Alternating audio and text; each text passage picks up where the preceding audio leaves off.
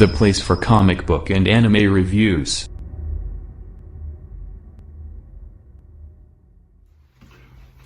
Hey you guys, welcome to the Brevin Campbell 12's YouTube channel. Place for your comic book and anime reviews.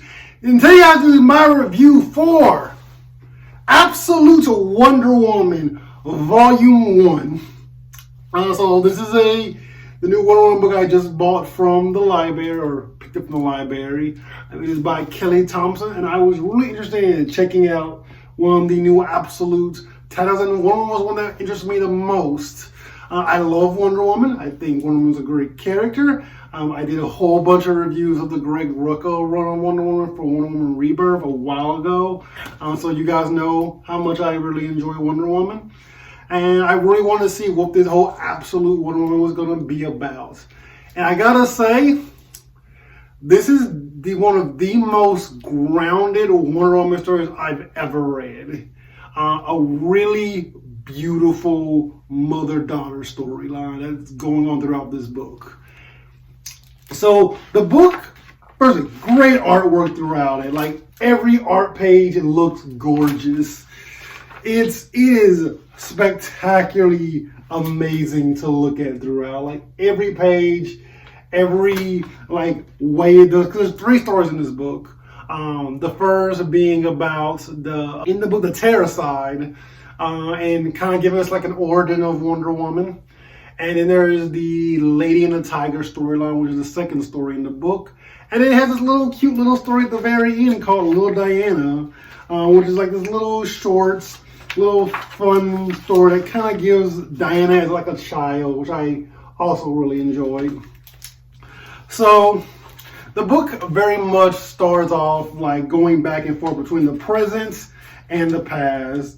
We have this big these monsters that are attacking Gateway City, and they're just going up, they're killing people, they're destroying things, they're causing havoc, all to bring in for Wonder Woman's grand entrance that she makes, in this really cool splash page out, her riding her Pegasus and slicing them down with her ginormous sword. And it is really awesome to look at. It's really cool, especially with these cool little title splash pages that go on throughout. It's definitely leaning into the epicness of Wonder Woman throughout at the beginning of the book. But as the story kind of goes on, we get kind of the more grounded storyline, which is about, Circe and how the Amazons have been basically wiped out. There are no more Amazons, and Zeus has made it where Circe, who finds Diana, cannot tell Diana that she's an Amazon. She cannot say the word Amazon. It has been forced out of her through like a curse. So that way Diana can't know her true history. So that way she is so that way she is stuck here with Circe forever. And unknown to her history, unknown to the past that she has. Which I thought was very interesting way of telling this story. But as she spends more time with Diana, Circe begins to gain a soft heart, and she starts to really see Wonder Woman as her daughter and takes care of her as her daughter. And it's these really cute, soft moments between the two that really made the book really work well for me, and it really sold their relationship with each other. And I really dug that. I really dug the relationship between Circe and Diana, and that this book really is not just trying to make Diana just some cool epic warrior, which it could have easily done. It's Absolute Wonder Woman. Look at this cover. It's a boss cover, but it really instead decided to say, let's keep Wonder Woman having that love in her heart. Let's keep a Wonder Woman that both is the fighter and the lover. Let's keep all sides of what makes Wonder Woman Wonder Woman. And I really enjoyed that. I really love how the book handles that and handles all these fights. There's a sequence in the middle of the book where we do get to meet Steve Trevor. And I didn't really love the inclusion of Steve Trevor into the Absolute Wonder Woman book with the way she meets, how it very much parallels with, how Steve Trevor came onto Amazon Fudge, what's it called? Themyscira. Look how much it parallels with how Steve came to Themyscira. I didn't really love the way Steve Trevor was introduced into this book. I didn't really think he was a very necessary part of this book or necessary addition. He doesn't really do much for this storyline. I was really hoping that we wouldn't get a Steve Trevor in because I thought it would be interesting to have a Diana without Steve Trevor. That was the first thing I thought about while I was seeing this section of the book. But it still does a well enough job, and it does give us like these really cute Wonder Woman moments between her and Steve Trevor, especially with them bringing up her heights and how tall she is, and just how smitten she is with Steve Trevor throughout the book. I think it does a lot for making it become a really cutesy love story between the both of them, and I think the book does a really good job with that. So we get this whole thing where the whole Terrorcide is attacking the world, and we get they explain what the Terrorcide is, you know, how like it goes through these stages until it eventually is going to kill you, how it takes away your fear. And I think that, the fear is like the good thing, right? But no, if you're not scared of it, you'll just go towards it, and that's how it will kill you. I thought that was really well done. That was really interesting how it talked about the Terrorcide, and how Diana has a hard time kind of beating it throughout the book, all the way up until she ends up doing something that I thought was really insane, which was becoming Medusa in the book. Let me see if I can find the scene where she kind of like transforms her entire body into Medusa to fight this thing and turn herself to stone. Cause I thought that was like a really cool way of defeating this thing. Was turning herself into Medusa to fight the Terrorcide and transforming her entire body. Like it's really cool. It's a really cool artistic sequence of events that was like very much blew my mind when I saw it. Like, oh my gosh, she's becoming Medusa. Like insane. And that's something that we never see like the original Wonder Woman do.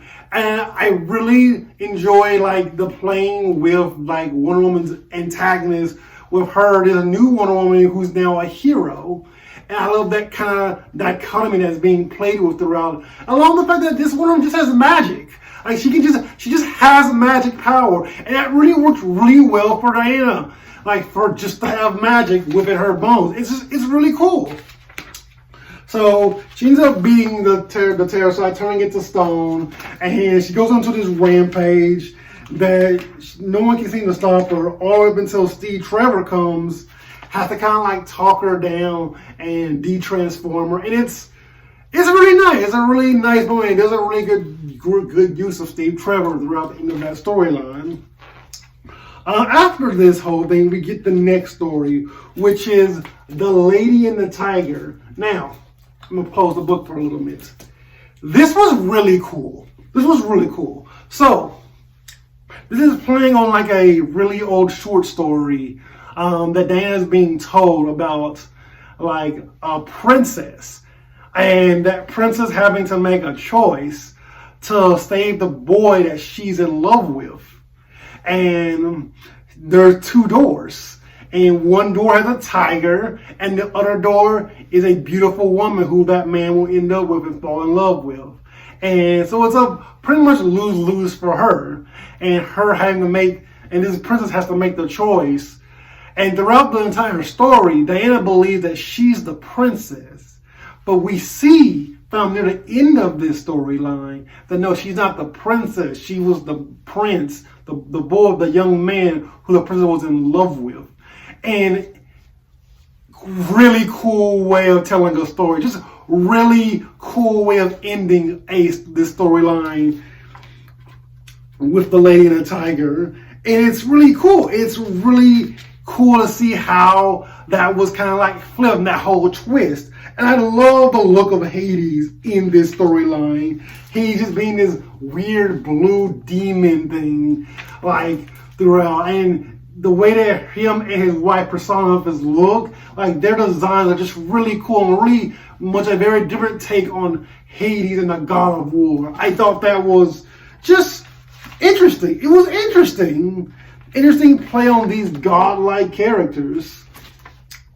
But ultimately, you know, Diana, Cersei ends up making the choice because Cersei ends up being the princess in this whole ordeal, and she ends up making the choice to let Diana be free and go out into the world.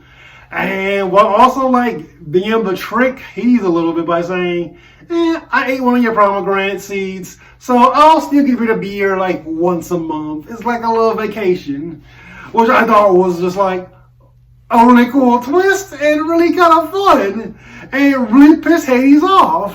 And I thought I was like, that's cool, that's neat, that's a fun little twist at the very end of this book. So yeah, I really dig this. I like this so far. I can't wait to see read more of Absolute Wonder Woman, and I really just enjoy the fact that, you know, in the darkness of the Absolute universe, this book really has like probably the most hope out of all the Absolute books I've heard about, and what also still keeping what makes Wonder Woman Wonder Woman. And I really dig that. So that's my thoughts on Absolute Wonder Woman, you guys.